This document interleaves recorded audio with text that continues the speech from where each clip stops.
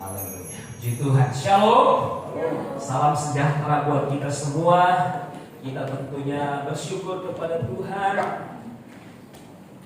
Kita masih diberikan kesempatan oleh Tuhan untuk sama-sama beribadah kepada Tuhan. Ya, dan Tuhan sudah memimpin akan setengah ibadah kita. Dan pada pertengahan ibadah ini kita akan bersama-sama mendengarkan kebenaran firman Tuhan. Dan tentunya tidak lepas daripada hari di mana kita memperingati akan kenaikan Tuhan Yesus Kristus. Dan itu sebabnya kita akan buka Alkitab kita karena memanfaatkan waktu. Kita buka Alkitab kita yang terambil di dalam firman Tuhan Kisah Para Rasul pasal yang pertama ayat 9, 10 dan ayat yang ke-11. Bila sudah dapat semua boleh bangkit berdiri dan kita akan sama-sama untuk baca kebenaran firman Tuhan yang ada. Kisah Rasul 1 ayat 1 Kisah Rasul 1 ayat 9 sampai ayat 11. 1, 2, 3. Sesudah ia mengatakan demikian, terangkatlah ia disaksikan oleh mereka, dan awan menutupnya dari pandangan mereka. Ketika mereka sedang menatap ke langit waktu ia naik itu, tiba-tiba berdirilah dua orang yang berpakaian putih dekat mereka dan berkata kepada mereka, "Hai orang-orang Galilea, mengapa kamu berdiri melihat ke langit? Yesus ini yang terangkat ke surga meninggalkan kamu akan datang kembali dengan cara yang sama seperti kamu melihat dia naik ke surga." Silakan duduk. Puji Tuhan. Pagi hari ini ya tentunya sebagaimana lembaga Alkitab memberikan judul Yesus naik ke surga, saya juga akan memberikan atau keangkatan Yesus ke surga. Pagi hari ini kita akan membahas 3 hal penting menurut saya yang tentunya kita perlu pahami dengan baik. Yang pertama, saudara, kenapa Yesus harus terangkat ke surga? Yang kedua, kemunculan 2 orang hamba Tuhan pada waktu Yesus terangkat ke surga, dan kemudian 2 orang hamba Tuhan ini menyampaikan pesan kepada murid-murid yang ada pada waktu itu. Dan yang ketiga, kita akan bahas yang ketiga, kedatangan Tuhan kali kedua dan keangkatan orang-orang percaya. Dan saya akan sampaikan firman Allah ini ya sangat-sangat akan singkat saja, karena kalau misalkan satu bagian saja itu bisa sampai setengah jam 45 menit, atau orang-orang yang penuh hikmat itu bisa sampai 1 jam untuk satu subtopik yang akan dibahas saja. Tetapi saya berdoa supaya penyampaian ini sangat singkat dan kemudian bisa memberikan pengertian kepada kita semua tentang 3 perkara tadi, sehingga kita pulang sebentar membawa berkat-berkat rohani daripada Tuhan Yesus Kristus. Saya akan memanfaatkan waktu. Yang pertama, kenapa Tuhan Yesus harus terangkat ke surga? Ini pertanyaan sangat simpel, sangat sederhana, tetapi pertanyaan ini ya terkadang muncul bagi orang-orang mempertanyakan kenapa Yesus harus terangkat ke surga. Kenapa? Karena mereka berpikir begini, kan Yesus akan datang pada kali yang kedua, dan kemudian Yesus ya memang dia bertempat tinggal atau kerajaannya ada di dalam kerajaan surga, dan kemudian ya dia akan datang pada kali yang kedua. Bukankah lebih baik, kata orang, bukankah lebih baik Yesus nggak usah naik ke surga, kan dia akan datang pada kali yang kedua. Tetapi saudara yang terkasih, saya ingin sampaikan kepada kita semua pagi hari ini bahwa memang kerajaan surga adalah milik Tuhan. Dan kemudian ketika Tuhan naik ke surga, ada satu misi yang harus diselesaikan. Ada satu misi Allah yang harus dikerjakan oleh Yesus, di mana kata firman Allah, dia naik ke surga adalah untuk menyiapkan tempat bagi kita. Kita baca dulu firman Tuhan itu supaya kita akan bertolak dari ayat ini juga dalam penjelasannya. Yohanes 14 ayat 1 dan ayat 2.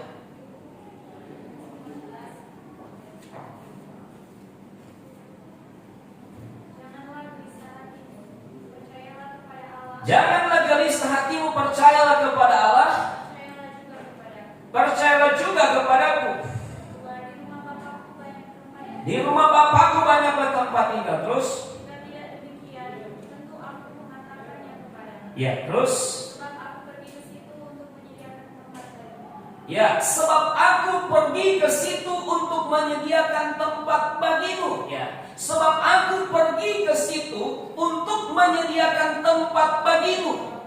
Saudara, sangat jelas sekali apa yang Yesus katakan, bahwa aku pergi ke situ untuk menyediakan tempat bagimu. Ya, di dalam kerajaan surga memang ya kita semua percaya, kita semua yakin bahwa surga itu sudah ada. Ada, amin. Tetapi saudara-saudara, Yesus pergi ke sana untuk menyiapkan tempat bagi kita di sana. Ya, tempat kita yang harus disiapkan. Ya. Makanya Tuhan naik ke surga. Berarti sebelum dia naik ke surga, saudara, maka saudara dan saya tempat kita belum ada. Ya. Itulah sebabnya dia naik ke surga untuk menyiapkan tempat bagi orang-orang yang percaya kepada Tuhan. Itu masih digaris bawahi, orang-orang yang percaya bagaimana. Ya. Jadi sekali lagi, Tuhan naik ke surga untuk menyiapkan tempat bagi kita orang-orang yang percaya. Ya. Kalau seperti yang saya katakan tadi, kita semua yakin surga itu ada. Tetapi yang menjadi persoalan, apakah tempat saudara dan saya sudah disiapkan atau belum? Karena sekalipun Yesus sudah naik ke surga, ya, bahkan sudah melewati berbagai proses, dia menjadi manusia, dilahirkan di kandang domba yang hina, bahkan kemudian dia bertumbuh menjadi dewasa, dan kemudian pada usia yang sudah ditetapkan, dia mengalami saudara apa yang Tuhan sudah rencanakan, mengalami kematian dengan kematian yang sungguh sangat tragis, dan kemudian mengalami kebangkitan. Dan kemudian saudara, dia naik ke surga. Itu akan menjadi satu hal yang sia-sia bagi saudara dan saya apabila namamu, saudara dan saya, kita tidak memiliki tempat di dalam kerajaan surga. Amin. Ya.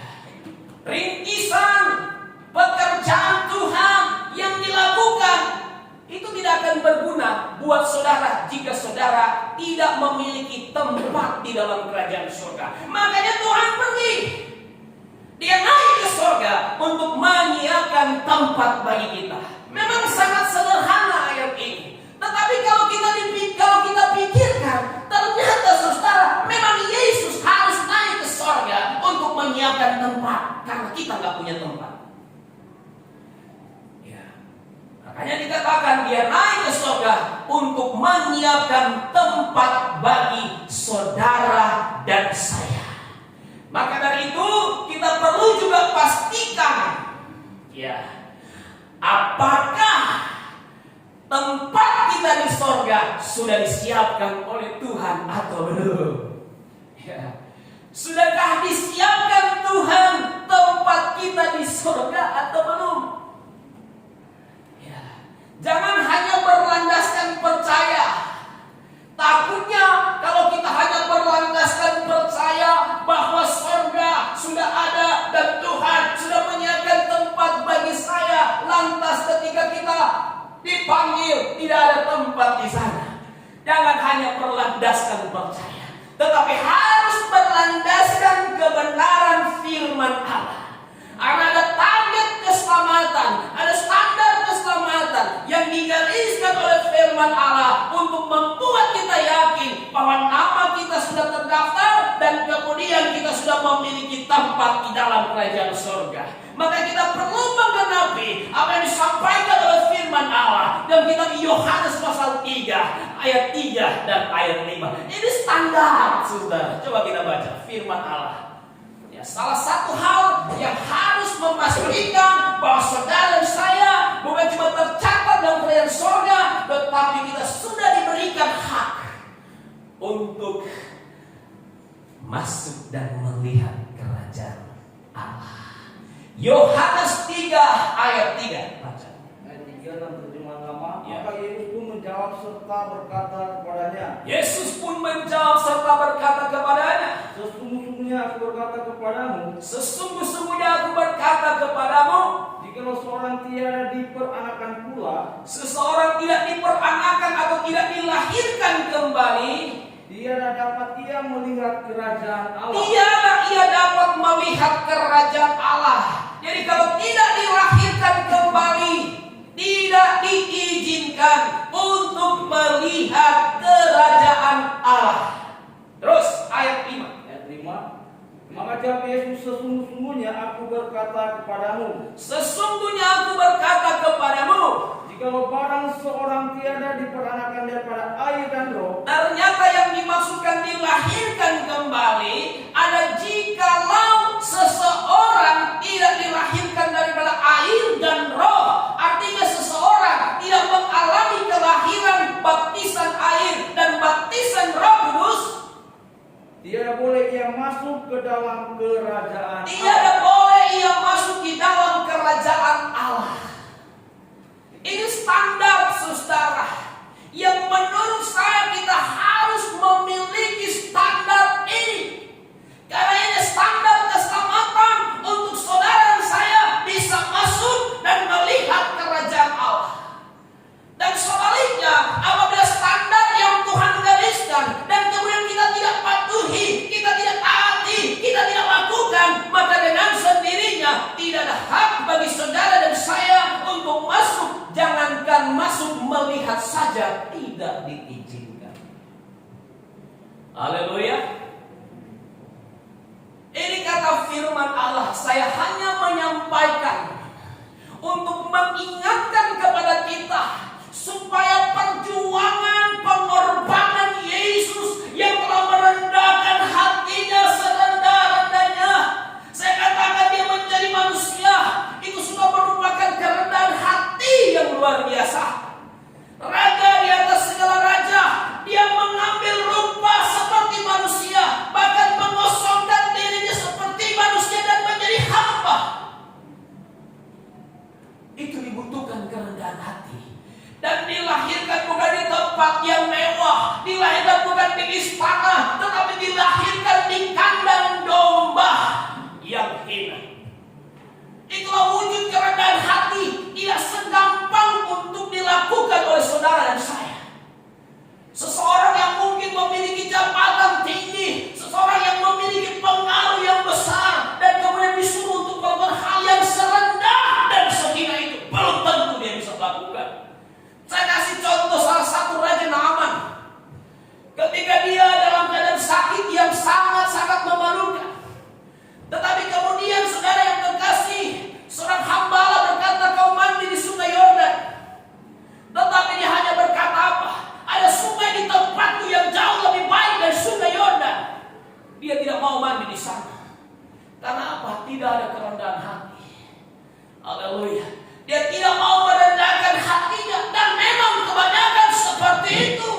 Orang yang memiliki jabatan yang tinggi, memiliki kekuasaan, sangat sulit untuk ada di dalam kerendahan. Tetapi Yesus mampu melakukan hal itu. Dia, saya katakan kemarin, dia bukan hanya presiden. Dia raja di atas segala raja. Tetapi dia merendahkan dirinya serendah-rendahnya, yang tidak bisa dilakukan oleh manusia. Membiarkan dirinya harus terlahir di kandang domba. Semiskin-miskinnya orang, semiskin-miskinnya jemaat Tuhan, tidak ada anaknya dilahirkan saudara di kandang domba. Minimal puskesmas, klinik. Ya. Tetapi Yesus, raja di atas segala raja, yang merendahkan dirinya serendah-rendahnya, kemudian dilahirkan di kandang domba. Haleluya. Bahkan dia mengambil rupa seperti manusia, dan kemudian membiarkan dirinya tersiksa.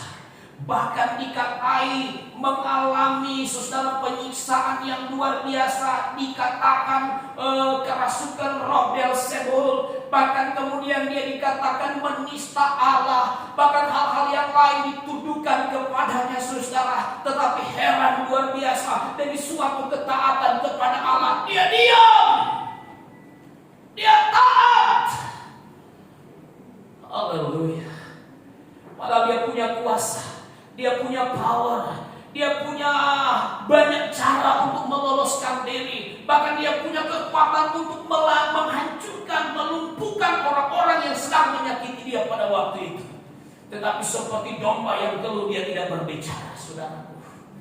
Ya, bahkan kemudian dia harus disandingkan seorang yang dikatakan pada waktu dia dibaptis, suara terdengar dari surga berkata, inilah anak yang kukasihi dan kepadanya lah aku berkenan. Haleluya. Inilah anakku yang kukasihi, kepadanya lah aku berkenan. Itu suara dari surga yang muncul. Tetapi ironisnya, dia harus dipakukan di atas kayu salib. Salib, kalau misalkan ada seseorang yang disalibkan, bagi orang Yahudi itu ada penjahat besar. Maka dikatakan terkutuklah mereka yang disalib. Tidak apa-apa, karena demi untuk saudara dan saya. Ya, dia tersalib, dia dikatakan disejajarkan dengan penjahat-penjahat besar. Bukan main apa yang dilakukan Yesus. Dan dia mati, dia bangkit, naik ke surga untuk siapkan tempat bagi saudara dan saya. Jadi perjuangan Yesus, pengorbanan Yesus luar biasa saudara, untuk bisa menyiapkan tempat bagi saudara dan saya. Ya, jangan sampai kita pertanyakan lagi, masa sih saya harus lakukan baptisan air? Masa sih saya harus mengalami baptisan Roh Kudus supaya saya boleh melihat dan masuk di dalam kerajaan Allah? Kita terlalu tidak percaya kepada Tuhan. Kita sedang menyakiti hati Tuhan. Kenapa? Firman Allah, Yohanes 1 ayat 1 katakan, firman itu adalah Allah sendiri. Yohanes 1 ayat 14, firman telah menjadi manusia itu pribadi. Dengan kata lain, ketika kita menolak atau mempertanyakan firman Allah, masa saya harus lahir baru daripada air, masa saya harus dibaptis, masa harus mengalami baptisan Roh Kudus, gimana sih? Ketika kita sedang mempertanyakan firman Allah, berarti kau tidak percaya kepada Tuhan.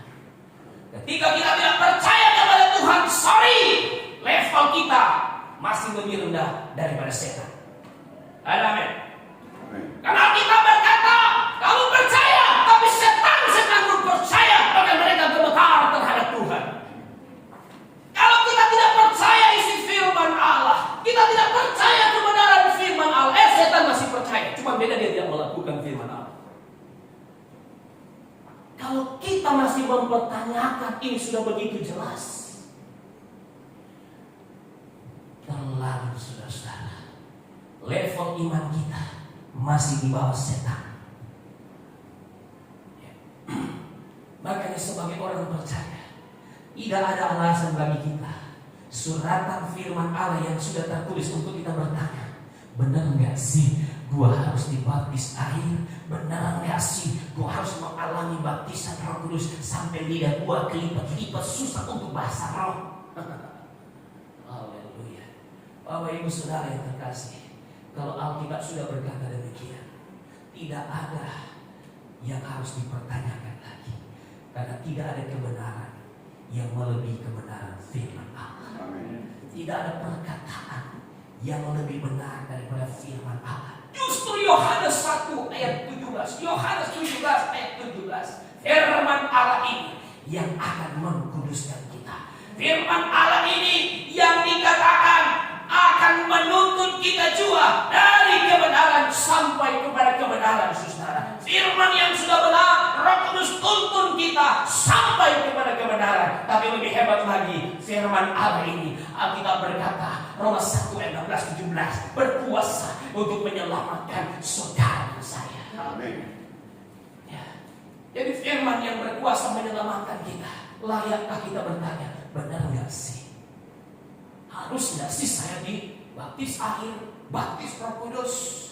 Kalau firman Allah sudah berkata demikian, Injil adalah kekuatan Allah yang berkuasa untuk menyelamatkan. Tidak ada lagi saudara hal yang harus kita pertanyakan. Justru 1 Korintus 1 ayat 18 berkata, pemberitaan tentang salib atau pemberitaan tentang Injil menjadi kebodohan bagi orang-orang yang akan binasa. Tapi saudara dan saya, pemberitaan akan salib itu adalah kekuatan Allah. Haleluya. Kita baca dulu satu ayat. Kita baca firman Allah Yohanes 17 ayat 17.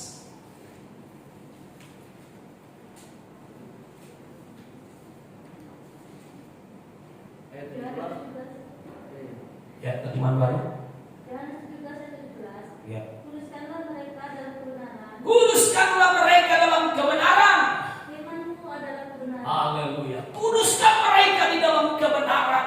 Firman-Mu adalah kebenaran. Makanya tidak ada perkataan yang paling benar selain firman Tuhan. Makanya tidak ada yang dapat juga mengkuduskan kita, saudara. Ya, selain Roh Kudus, selain kebenaran firman Tuhan. Ya, kebenaran firman Tuhan yang dijabarkan, yang diaplikasikan, itulah yang akan juga membawa kita di dalam pengudusan, saudara. Ya. Makanya sekali lagi tidak ada alasan bagi kita untuk mempertanyakan kevalitan, keabsahan daripada lahir baru daripada air dan roh. Melakukan baptisan air dan mengalami baptisan Roh Kudus itu harga mati. Kalau gereja Tuhan ingin melihat kerajaan sorga, kalau gereja Tuhan ingin mengalami janji Tuhan masuk di dalam kerajaan Allah.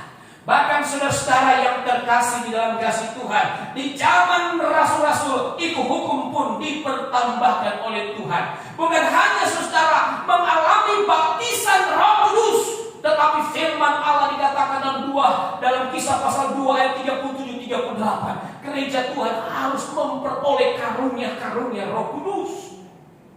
Kisah 2 ayat 38. Ada 3 perkara yang digariskan di sana oleh Rasul Petrus ketika dia mengalami kepenuhan Roh Kudus dengan hikmat Allah, dengan seseorang yang dipercayakan kunci kerajaan surga. Kepada Rasul Petrus yang berkata, bertobatlah kamu dan berilah dirimu dibaptis sebagai jalan keampunan dosamu, dan engkau akan menerima karunia Roh Kudus. Ada 3 perkara: bertobat, berbaptis, dan beroleh karunia Roh Kudus. Kalau Yesus sampaikan berbaptis air dan berbaptis Roh Kudus, tetapi saudara dalam penguraian sebenarnya itu menyangkut juga bertobat, berbaptis, dan beroleh anugerah Roh Kudus. Haleluya. Ini saudara, kalau Anda dan saya sudah lakukan, saya mau katakan tempat Anda sudah siap. Ya, cuman waktu beristirahat belum. Kalau kita masih ada sebagaimana kita ada, kita diberikan kesempatan untuk bekerja, untuk mengerjakan pekerjaan Tuhan. Makanya disampaikan firman Allah, selagi hari masih siang, wajiblah kita mengerjakan pekerjaan Bapa, ya, yang telah mengutus aku. Jadi mengerjakan pekerjaan Tuhan itu wajib saudara. Bahkan saudara, kita perlu giat. Beda mengerjakan dan giat mengerjakan. Orang yang mengerjakan beda dengan orang yang giat mengerjakan, saudara. Tuhan menginginkan kita giat mengerjakan pekerjaan Tuhan. Kalau kita belum diberikan kesempatan beristirahat, karena ada masanya saudara kita bekerja, ada masanya kita beristirahat. Kita baca Wahyu 14 ayat yang ke-13. Wahyu 14 ayat 13. Ayat 13. Aku dengar suatu suara dari langit berkata, suratkanlah seperti yang demikian ini, berbahagialah segala orang yang sudah mati. Berbahagialah orang yang sudah mati, yaitu mati di dalam Tuhan. Yaitu mati di dalam Tuhan. Daripada sekarang ini, Daripada sekarang ini, bahkan kata roh itu Ya. Mereka itu akan berhenti daripada segala kelelahannya. Mereka berhenti daripada segala kelelahan mereka. Karena segala perbuatannya menyertai mereka itu. Ya, terima kasih. Berhenti daripada segala jerih lelah mereka. Ya, kalau terjemahan baru katakan Wahyu 14 ayat 13, sungguh kata Roh, ya bagian B. Supaya, saya baca dari awalnya. Dan aku mendengar suara dari surga berkata, tuliskanlah, berbahagialah orang-orang mati yang mati di dalam Tuhan sejak sekarang ini, sungguh kata Roh, supaya mereka boleh apa? Beristirahat dari jerih lelah mereka. Saudaraku, saya katakan tadi, ketika kita menggenapi firman Allah, standar keselamatan, bertobat, berbaptis dan beroleh anugerah Roh Kudus, maka percayalah tempatmu sudah siap. Ya. Tetapi belum waktunya beristirahat. Ya. Kalau kita masih diberikan kesempatan, ya, berarti kita perlu giat mengerjakan pekerjaan Tuhan. Ya, Keisha baru pulih, sudah mulai melayani. Ya, Ibu Tiara baru juga pulih. Ya, kemarin sesar. Ya, sudah berani lagi untuk melayani. Memang demikian. Jangan kita hanya bernyanyi. Hidup ini adalah kesempatan. Ya, tetapi betul-betul aplikasinya yang nyata, yang Tuhan inginkan. Jangan kita rayu Tuhan berkata, hidup ini adalah kesempatan. Ya, pakailah hidupku selagi aku kuat, tetapi pada kenyataan kita tidak memberi diri untuk Tuhan. Nanti sudah kita terkabar, sudah detik-detik terakhir, baru kemudian Tuhan, aku berdamai. Kenapa? Aku mau melayani Tuhan. Tidak, sudah waktunya kau istirahat. Jadi kalau kita masih diberikan kesempatan, tempat sudah siap, tetapi belum waktunya untuk beristirahat. Kalau belum waktunya untuk beristirahat, ayo kita giat untuk mengerjakan pekerjaan Tuhan. Bahkan kembali, kalau kita belum mencapai standar untuk masuk dan melihat kerajaan Allah, saya mau katakan jangan engkau berkecil hati, tetapi berupaya. Apa yang dikatakan oleh Rasul Paulus kepada jemaat Korintus, 1 Korintus 14 ayat pertama. Ya, kejarlah kasih, usahakanlah dirimu untuk merebut karunia-karunia Roh Kudus, terlebih utama karunia untuk bernubuat. Jadi didorong oleh Rasul Paulus berusaha, ya, supaya kita punya hak untuk masuk dan melihat kerajaan Allah, sehingga pengiringan kita tidak sia-sia, perjuangan Tuhan untuk kita tidak sia-sia. Ya, haleluya. Ada amin. Ya, puji Tuhan. Perjuangan Tuhan tidak akan sia-sia. Ketika saudara benar-benar, saya bertobat, saya sudah menggenapi firman Allah, dibaptis dan beroleh karunia Roh Kudus. Oh, haleluya. Engkau seperti bunga yang ada di taman yang begitu mekar dan mengeluarkan bau harum di hadapan Tuhan. Engkau seperti pokok anggur yang berbuah-buah di hadapan Tuhan, yang menjadi kegemaran Raja Salomo. Yang agung itulah Tuhan Yesus Kristus. Haleluya. Dan sebagaimana Yesus mengatakan, bukan cuma untuk kita, ya, tetapi untuk bangsa-bangsa, untuk orang percaya. Firman Allah ini bukan cuma untuk konsumsi jemaat yang ada di tempat ini, tetapi bangsa-bangsa. Dengan kata lain saya katakan, tidak sedikit tempat yang akan Tuhan siapkan di surga. Ada amin? Tidak sedikit tempat yang akan Tuhan siapkan. Makanya dikatakan, kalau engkau bekerja, Tuhan pun masih bekerja, saudaraku. Tuhan tidak tidur. Haleluya. Kita bekerja di dunia ini, Tuhan pun bekerja untuk menyiapkan tempat bagi kita dan orang-orang yang dipanggil, dipilih dan yang setia kepada Tuhan. Semua bekerja. Kita dia berdoa untuk saudara dan saya. Haleluya. Ya, ada begitu banyak tempat yang harus dia siapkan. Tempatnya Pak Eki, satu keluarga aja udah berapa? Ya kan? Tempatnya Pak Gembala, satu, ya sudah berapa? Sudah banyak. Cuman saya belum tanyakan Tuhan, satu orang satu tempat atau satu keluarga satu tempat? Ya, tapi yang pasti satu orang ini, kalau pemahaman saya, satu orang satu tempat. Karena di surga nanti Pak Eki tidak bilang mana istriku, tidak ada lagi.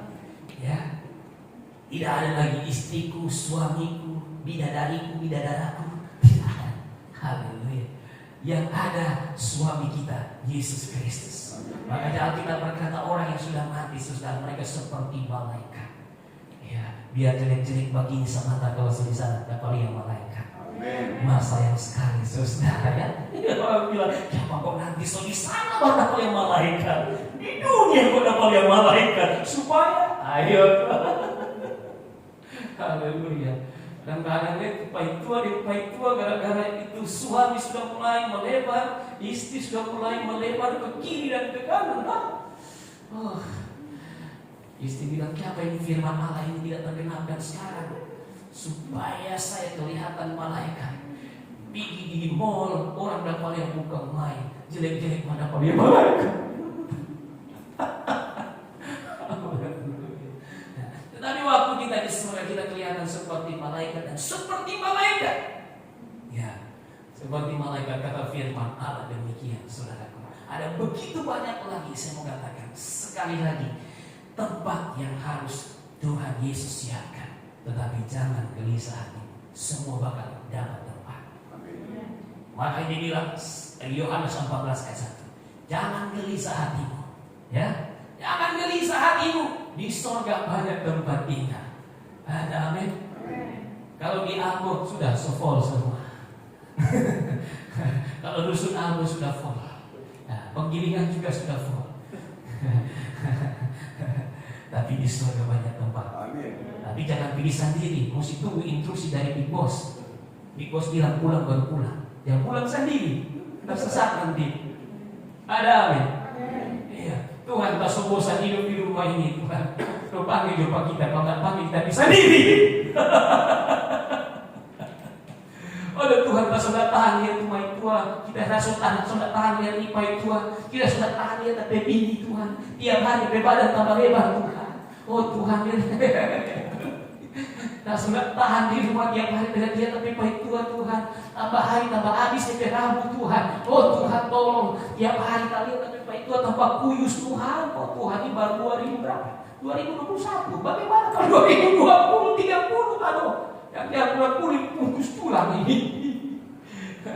Saudara yang terkasih, saya cuma bilang mengucap syukur, ya lah. Cuma kalau stol lebar-lebar, Pak ingat. Iya, Pak ingat saudara. Karena pasti apa? Dan salah ini dulu ya. Karena pasti baju tidak akan pas lagi. Betul kan? Kalau semakin lebar baju tidak pas lagi. Apalagi di masa COVID ini ya Pak Iri. Kalau dia baju lebar boleh kasih kecil. Nah, kalau baju kecil masih lebar. Ya kan? Masa COVID begini ya. Jadi masa-masa kita betul-betul harus ya meminimalisasi hal-hal yang tidak terlalu penting untuk dipikirkan dan dikeluarkan. Jadi ada begitu banyak tempat yang Tuhan sedang buat, karena ada begitu banyak juga orang percaya yang dipanggil dan mereka terpilih dan mereka setia. Haleluya. Tuhan juga buatkan tempat bagi mereka. Ada begitu banyak tempat, nggak usah bertanya, Tuhan saya ada tempat kan? Nggak usah tanyakan itu. Karena pasti kalau Tuhan bilang banyak tempat di surga, pasti ada tempat bagi kita yang perlu kita pertanyakan. Bagaimana supaya saya mencapai standar keselamatan ini? Bertobat, berbaptis, dan beroleh anugerah Roh Kudus. Mohon maaf, saya tidak lanjutkan lagi saudara. Untuk bagian selanjutnya,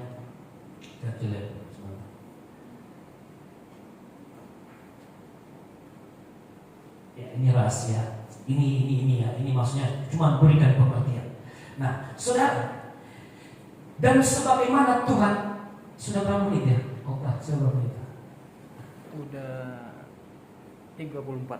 34, masih ada 5 menit.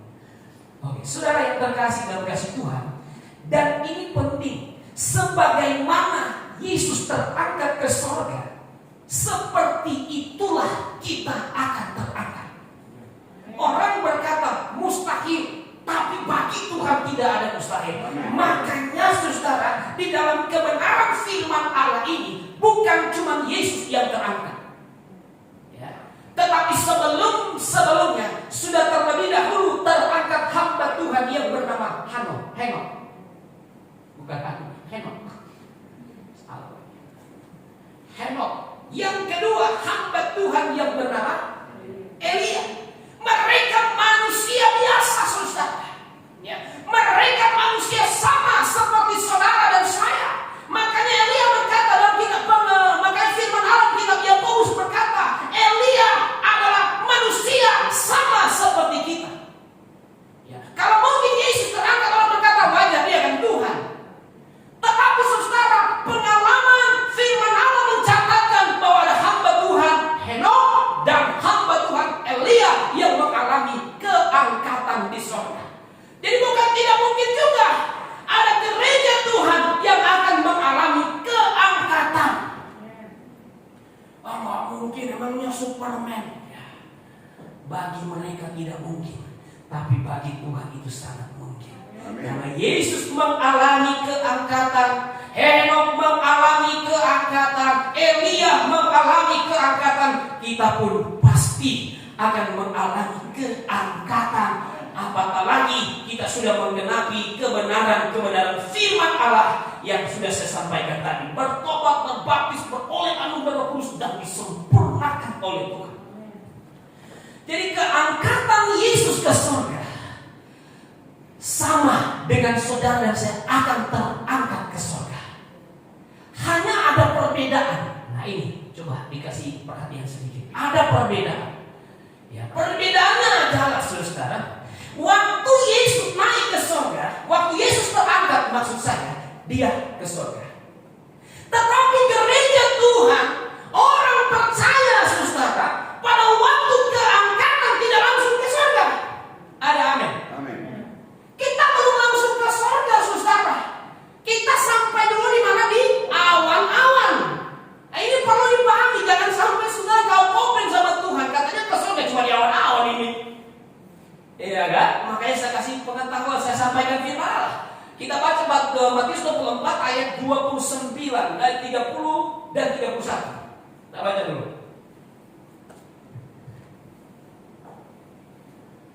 Matius 24 ayat 30 dan 31.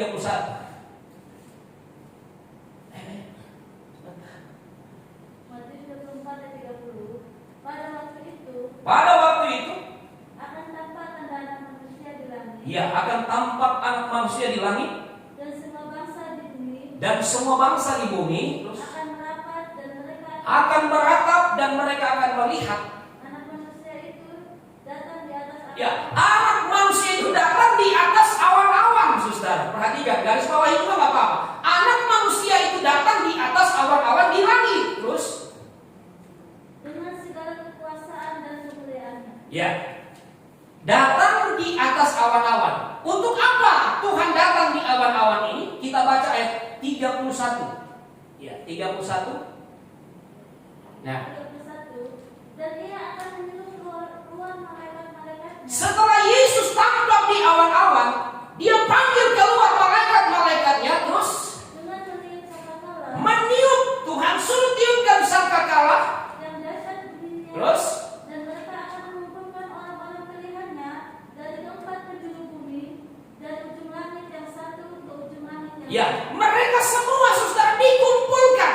Orang-orang pilihan tadi yang sudah mengalami pertobatan, baptisan dan kemudian karunia Roh Kudus disempurnakan oleh Tuhan. Mereka dikumpulkan di awan-awan.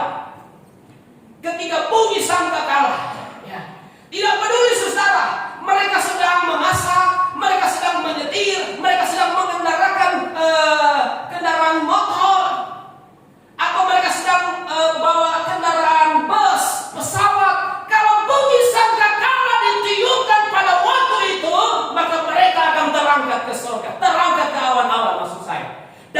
semua penjuru bumi, orang pilihan dikumpulkan di awan-awan. Hebat gak? Makanya suka diistilahkan di awan-awan ini pesta. Ya, berjumpa seluruh penduduk dunia yang dikategorikan orang-orang pilihan Tuhan. Ya, haleluya, saya bilang ini acara paling akbar. Pertemuan dihadiri umat pilihan seluruh dunia yang tentunya menang lebih dari pemenang. Mereka akan berkumpul di awan-awan. Ya, pertanyaannya, ya, kenapa di awan-awan? Kalau Yesus terangkat ke surga, tapi orang pilihan di awan-awan. Nah, ini juga ada jawabannya. Yang pertama, saudara, diangkat di awan-awan ini supaya orang pilihan yang sudah disempurnakan tidak mengalami kejahatan daripada setan. Karena setan akan menguasai dunia. Tuhan mengasihi kita, makanya dia tidak izinkan kita mengalami masa itu. Dia singkirkan kita dari awan-awan. Ya. Kita baca dulu Wahyu 12 ayat 17. Wahyu 12 ayat 17. Maka marahlah naga itu kepada perempuan itu, lalu pergi menerangi keturunannya yang lain, yang menuruti hukum-hukum Allah dan memiliki kesaksian Yesus. Nah, maka marahlah naga itu kepada perempuan. Perempuan berbicara gereja Tuhan, naga berbicara setan yang akan mempergunakan, memanfaatkan, memperalat yang bernama antikris, oknum antikris, yang kemudian mereka akan memerangi keturunan yang lain. Itu berbicara gereja Tuhan yang tidak mengalami keangkatan. Ya. Dan Tuhan tidak mau peristiwa ini dialami oleh gereja yang sudah sungguh-sungguh melakukan firman Allah, bertobat, berbaptis, beroleh anugerah Roh Kudus, disempurnakan oleh Tuhan. Tuhan singkirkan mereka di awan-awan, diamankan, dipelihara di awan-awan. Selama berapa lama? Wahyu 12 ayat 6, 1260 hari. Untuk apa selain untuk apa selain untuk menghindarkan dari kejahatan antikris? Yang kedua, Tuhan tidak mau ada dua gelombang ke surga. Tuhan mau bersama-sama.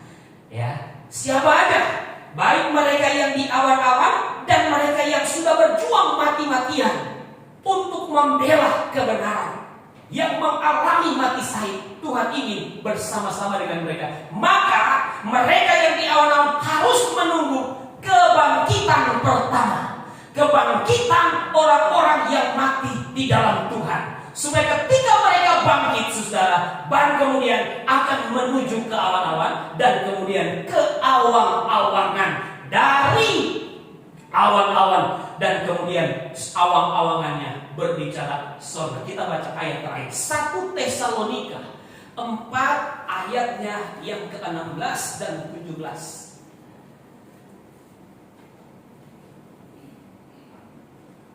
Ayat 16, terima nama.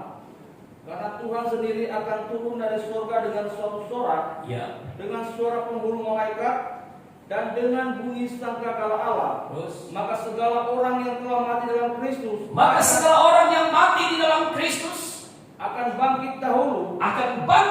Ini kebangkitan pertama, orang-orang yang mati dalam Tuhan. Terus Ayat 17, kemudian kita yang sedang hidup yang telah tertinggal ini akan diambil ke dalam awan bersama-sama dengan mereka itu, menghadap Tuhan di dalam awang-awangan. Demikian kelak kita senantiasa bersama-sama dengan Tuhan. ya, jadi maksudnya begini, saudara.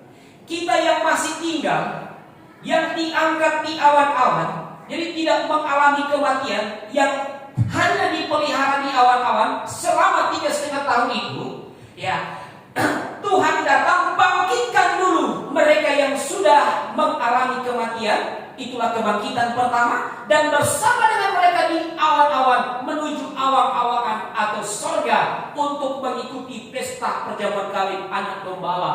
Wahyu pasal yang ke-19 ayat 8, saudara. di sanalah kita baru bersama-sama dengan mereka yang diangkat di awan-awan dan mereka yang sudah mengalami kebangkitan pertama. Tinggal terserah Tuhan. Kita mau mengalami keangkatan atau kita mau mengalami saudara kematian dulu dan kemudian dibangkitkan pada kebangkitan pertama. Semua itu rencana Tuhan. Tetapi yang perlu kita perjuangkan adalah kita harus memiliki dulu tempat di dalam kerajaan Allah, bertobat, berbaptis, dan beroleh anugerah Roh Kudus, sehingga ketika pun kita diangkat atau kita mengalami kematian, tetap kita akan berjumpa di dalam kerajaan surga. Tuhan memberkati kita semua. Saya tibakan dulu sampai di sini karena sudah terlalu panjang untuk masuk pada bagian kedua. Kita mau menyembah Tuhan. Kita sama-sama buka hati, saudara. Saya berdoa ada petunjuk-petunjuk Tuhan untuk kita semua. Ya, terlebih khusus saya berdoa ada petunjuk-petunjuk